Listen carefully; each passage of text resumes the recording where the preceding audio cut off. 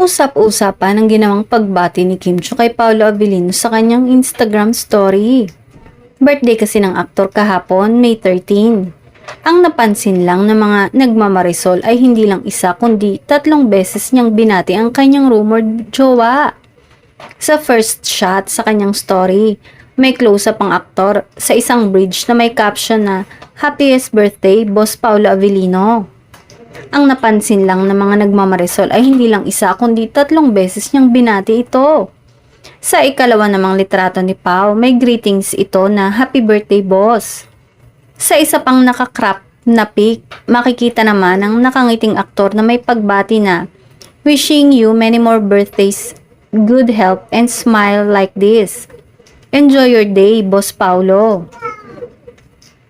Dahil sa kanyang sunod-sunod na pagbati sa birthday ni Pao, ini-issue ng ilan na pinanay o pinulutan daw ng Chinita Princess ang aktor.